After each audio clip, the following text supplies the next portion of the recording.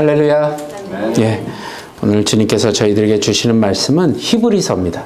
히브리서 10장 19절에서 25절까지의 말씀입니다. 히브리서 10장 19절에서 25절까지의 말씀 우리 한 절씩 교독하도록 하겠습니다. 그러므로 형제들아 우리가 예수의 피를 힘입어 성소에 들어갈 담력을 얻었나니 그 길은 우리를 위하여 사장 가운데로 열어놓으신 새로운 살 길이요 휘장은 곧 그의 육체니라. 또 하나님의 집 다스리는 큰 제사장이 계심에 우리가 마음의 뿌림을 받아 악한 양심으로부터 벗어나고 몸은 맑은 물로 씻음을 받았으니 참 마음과 온전한 믿음으로 하나님께 나아가자. 또 약속하신 이는 믿으시니 우리가 믿는 도리의 소망을 움직이지 말며 굳게 잡고 서로 돌아보아 사랑과 선의를 격려하며 우리 25절 함께 읽을게요. 모이기를 패하는 어떤 사람들의 습관과 같이 하지 말고 오직 권하여 그날이 가까움을 볼수록 더욱 그리하자. 아멘. 할렐루야. 이제 2024년도도 얼마 남지 않았습니다. 오늘 마지막 송구영신 예배 때 여러분들하고 어떤 말씀을 좀 나눌까 생각하다가 예전에 제가 이제 집을 방문하는 일을 하고 있었거든요. 근데 이제 어느 집에 가면 흔치는 않지만 이렇게 게이트로 잠겨 있는 집들이 있습니다. 거기에 들어가려면 뭐가 필요하죠? 키패드가 필요하거나 아니면 비밀번호를 눌러야 들어갈 수 있게 돼 있습니다. 그리고 또 요즘에 여러분들 뭐 은행 업무나 웹사이트나 어디를 들어가더라도 패스워드가 필요하죠. 그래야만 들어갈 수 있습니다. 오늘 읽었던 이 본문 말씀에는 하나님의 백성으로 자부했던 유대인들이 정말 들어가기 어려운 문이 하나 있었어요. 그 문이 뭐냐면 종교 지도자들 중에서도 가장 권위가 있다는 대제사장도 1년에 단 한 번 그것도 대속죄일에만 들어갈 수 있는 문이 있었죠. 그곳이 어디죠? 지성소였습니다. 지성소. 하나님의 백성들이지만 아무나 그 문을 들어갈 수도 없었고 누구에게도 열리지 않았습니다. 그런데 그 문이 열릴 때가 있었거든요. 그리고 한 번 열린 문은 그 뒤로 닫히지 않았습니다. 누구에게나 오픈되었고 누구나 원하면 누구나 믿으면 들어갈 수 있게 됐죠. 그 문의 코드가 뭐냐면 바로 예수님의 피, 예수님의 보혈입니다. 십자가의 사건 이후로 우리는 문이 열려버렸습니다. 그래서 예수님을 통해서 우리가 들어갈 수 있는 문이 생겼다는 거죠. 오늘 본문 19절과 20절 보시면 그러므로 형제들아 우리가 예수의 피를 힘입어 성소에 들어갈 담력을 얻었나니 20절 같이 읽을게요. 그 길은 우리를 위하여 휘장 가운데로 열어놓으신 새로운 살 길이요 휘장은 곧 그의 육체니라. 자, 지성소와 성소를 구분짓는 것이 뭐냐면 휘장이잖아요. 커튼이에요. 그것이 가로막고 있죠. 그래서 휘장의 목적은 지성소 안으로 1년에 딱 한 번 대제사장 외에는 결코 들어갈 수 없게 한 겁니다. 아시겠죠? 그런데 이 휘장을 누가 찢으셨냐? 하나님이 이 휘장을 찢으셨다는 거예요. 하나님이 찢으셨다는 것을 마태복음에 보면 마태는 이렇게 증언합니다. 마태복음 27장 50절에서 51절에 보면 예수께서 다시 크게 소리를 지르시고 영원히 떠나시니라. 51절에 보면 이에 뭐가 성소의 휘장이 위로부터 아래로까지 찢어져 둘이 되고 그 다음에 뭐요? 땅이 진동하여 바위가 터지고 휘장이 위로부터 아래로 찢어졌다고 하나님께서 하셨다는 이야기입니다. 내 능력이나 내 힘이나 내 노력이나 내 열심이 아니라는 겁니다. 우리가 2024년 한 해 동안 정말 힘들고 열심히 숨가쁘게 살아오셨습니다. 뭐 이렇게 할 일들이 많은 건지요. 시간이 참 빨리 지나갑니다. 또 사람들의 관계는 왜 이렇게 어려운지요. 또 일을 하거나 사업체에서 왜 이렇게 말들이 많은지, 무슨 일들이 많은지, 수입은 계속 적어지는데 쓸 일은 많아지고요. 물가는 계속 오르고요. 사고도 많고 속상한 일도 많았을 겁니다. 또 가정에서 또 내 뜻대로 안 되는 일들이 꽤 많았을 것입니다. 그런데 잘 생각해 보시면 이런 순간순간에도 하나님의 도움 없이 살 수 있었나? 라는 생각을 한번 해보시기 바랍니다. 한 번도 없었다는 거죠.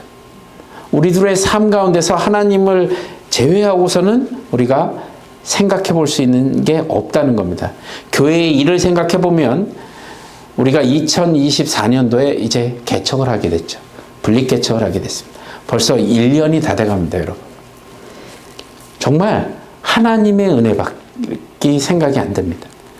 분립을 개척해서 또 너무나 큰 은혜 가운데 여러분들과 함께 만남을 허락하시고 여러분들과 함께 하나님 앞에 예배드리며 하나님의 말씀을 통해 우리의 삶을 드리는 것.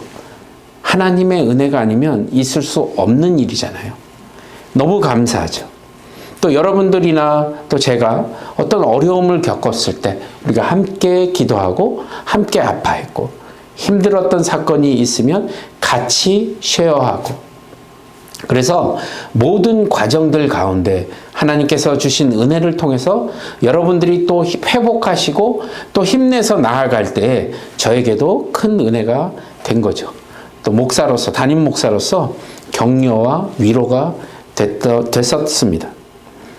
우리 모두는 때로는 내 욕심 때문에 또 내 뜻 때문에 또 그것이 실패해서 낙심할 때가 있었죠. 그래도 우리 주님께서는 우리의 실수와 연약함을 너무 잘 알고 계셔서 그 일 과정들을 통해서 주님을 더 알게 하시는 그런 은혜를 우리에게 허락하셨다는 겁니다. 그리고 우리는 그 고난 안에서 주님의 뜻을 하나하나 배워가고 있었다는 것이죠. 하나님께서는 죄인된 우리를 직접 하나님의 백성이 되게 하시기 위해서 십자가의 죽음과 함께 성전의 휘장을 찢으시고 하나님의 은혜 안으로 우리를 초청하셨습니다. 그래서 우리가 하나님의 은혜 안으로 들어갈 수 있게 된 겁니다. 무엇을 통해서요? 예수 그리스도를 통해서요. 이 단 한 번의 사건으로 오늘 우리는 또 한 번 그 은혜 안으로 들어갈 수 있게 되었다는 겁니다. 주님은 이 은혜 안으로 우리를 매일매일 부르시고 이 소망을 갖고 어떻게 하면 하나님의 자녀로 살아갈 수 있는지 여러분들이 하나님의 자녀답게 살아가라고 결단하라고 오늘 말씀을 통해서 이야기하고 계시다는 겁니다. 자, 오늘 딱 3가지로요. 어떻게 하면 하나님의 자녀로서 어떤 성도가 우리가 돼야 하는지를 한번 생각해 보도록 하겠습니다. 먼저 첫 번째로요. 우리는요. 매일매일 하나님 앞에 나아가는 성도가 되어야 합니다. 하나님께 나아간다는 것은요. 예배를 말하는 거거든요. 자, 22절에 자신의 육체인 휘장을 찢으신 그리스도께서 우리에게 이렇게 말씀하고 계십니다. 22절 함께 읽어보겠습니다. 시작. 우리가 마음에 뿌림을 받아 악한 욕심으로부터 벗어나고 몸은 맑은 물로 씻음을 받았으니 참 마음과 온전한 믿음으로 하나님께 나아가자. 자, 여기서 참 마음과 온전한 믿음은요, 하나님께 향한 성도의 그 순결함을 이야기합니다. 순결함을 말하는 거예요. 그러니까 육신의 정욕과 안목의 정욕과 이생의 자랑들로 채워져 있던 지난날의 우리의 삶을 회개하고 주님께 돌이켜서 이제 예수만으로 채워지길 원하는 그 순전하고 거룩한 결단을 이야기하는 것입니다. 이런 소망으로 하나님만을 바라보는 온전한 예배자의 삶을 사시는 저와 여러분이 되시길 바랍니다. 그런 예배자의 삶을 여러분 사셔야 돼요. 예배는 단순히 시간이 되어서 습관적으로 드리는 것이 아니라는 겁니다. 하나님을 만나는 굉장히 중요한 시간입니다. 우리들의 삶이, 예배자의 삶이 되시길 바랍니다. 이런 성도가 되셔야 합니다. 자, 두 번째로요. 어떤 성도가 되셔야 되냐면 하나님의 자녀로서 우리는 어떤 성도가 되어야 될까? 두 번째는요. 우리의 소망을 주님께만 두는 성도가 되어야 합니다. 우리의 소망을 누구께 두라고요? 주님께만. 세상에도 요만큼 내놓고 주님한테도 요만큼 드리고 양쪽으로 발을 담가놓고 요리 갈까 저리 갈까 매일매일의 삶에서 여러분 혼란스럽지 않으십니까? 마음의 결단을 내리셔야 돼요. 차갑든지 뜨겁든지. 23절에 보면요 이렇게 말씀하세요. 또 약속하신 이는 미쁘시니 우리가 믿는 도리의 소망을 움직이지 말며 굳게 참고 라고 얘기하십니다. 이 말씀과 같이 성도인 우리는 믿는 그리스도를 굳게 붙드는 소망을 가지고 살아야 한다는 거예요. 그 소망을 가지고. 근데 이 소망을 세상에다가 담그는 것이 아니라 우리 주님 안에 소망을 두며 살아가는 성도가 되어야 한다는 겁니다. 이건 매번 제가 말씀을 전하면서 여러분들께 강조해도 지나침이 없는 것이거든요. 근데 살다 보면 소망을 다른 것에 두고 다른 것을 의지할 때가 너무 많지 않았나 싶습니다.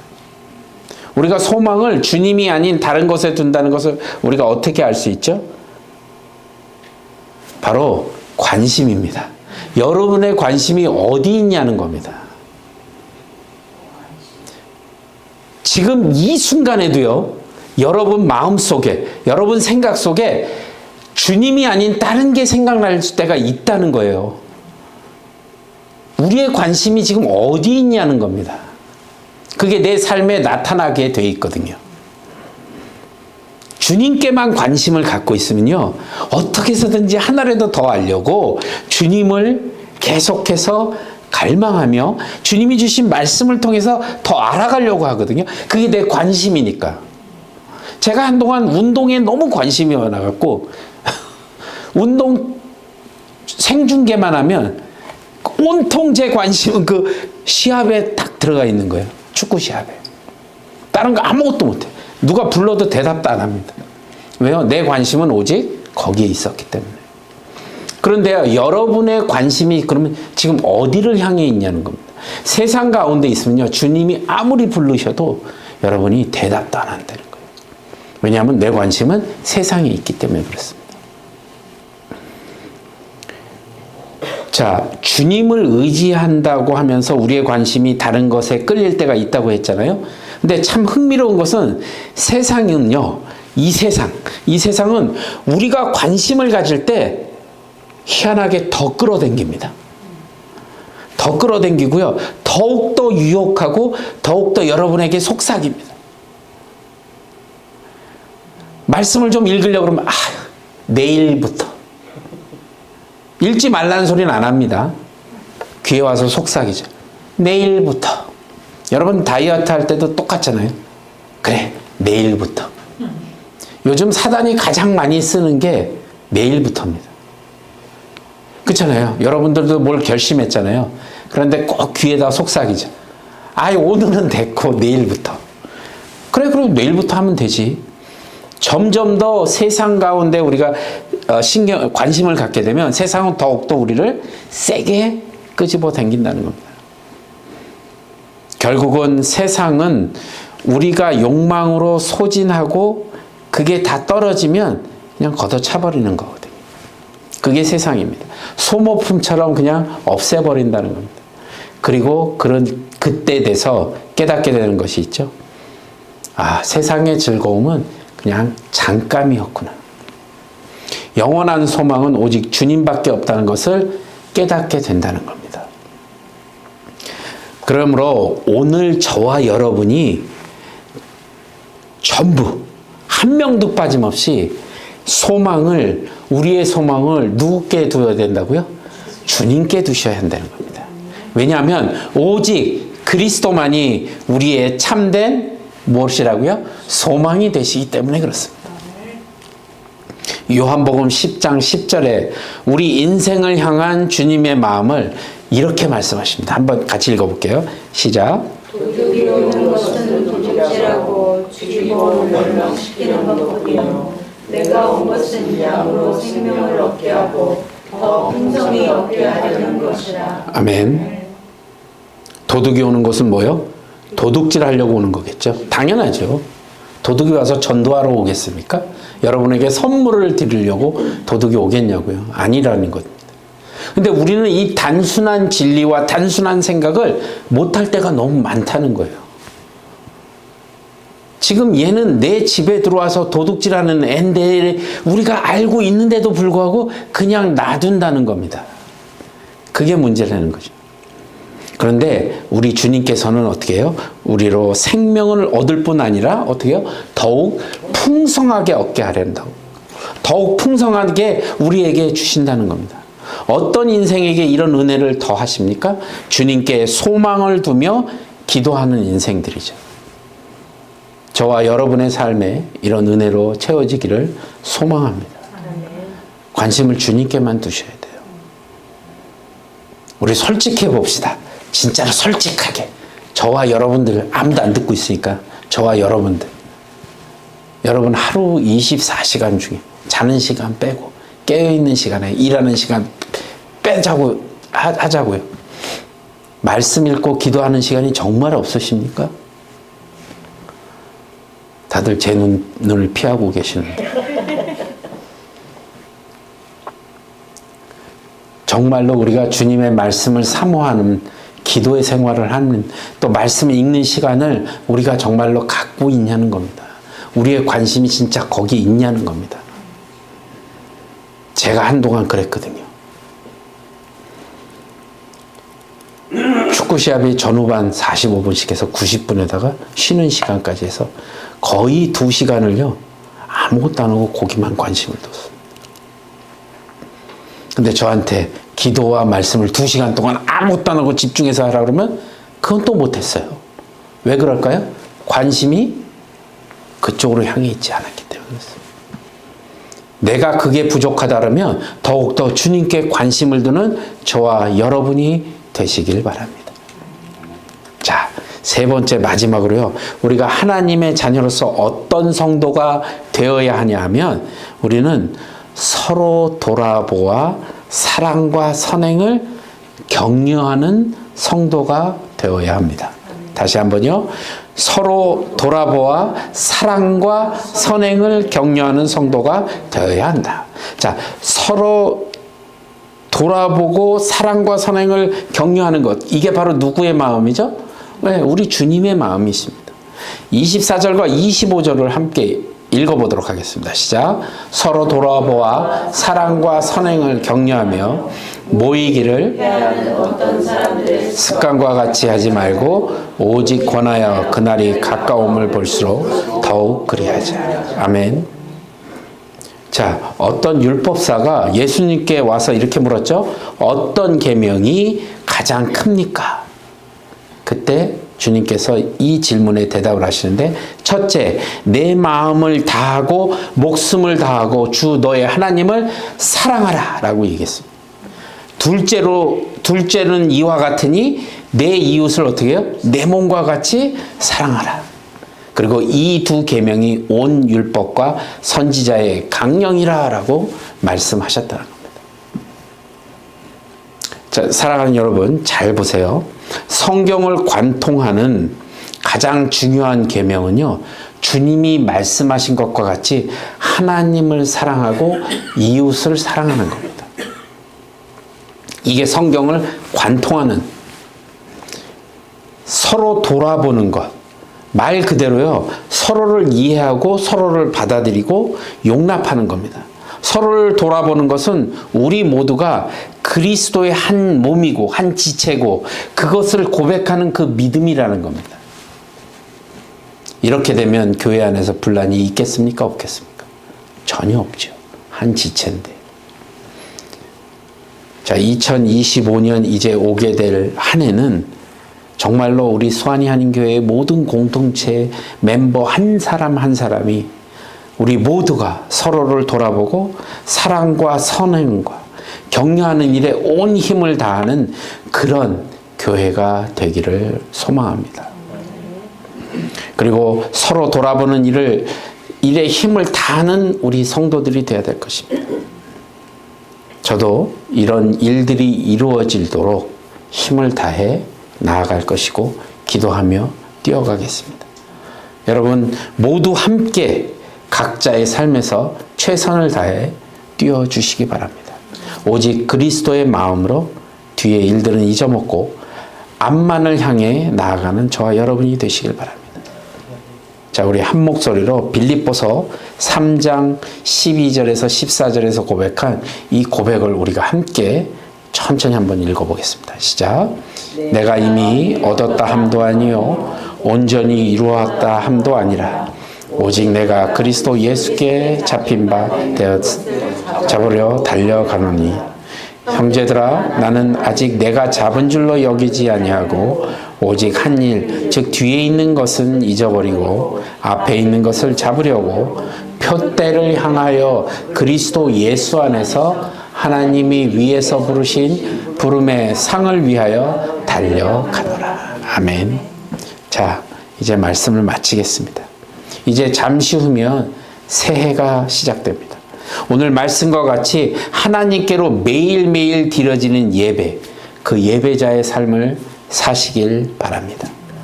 어떠한 삶에도 어떠한 형편에도 오직 주님께만 소망을 두는 기도의 삶, 그리고 서로 돌보아 사랑과 선행을 격려하는 삶이 다 되시길 주님의 이름으로 간절히 축복합니다.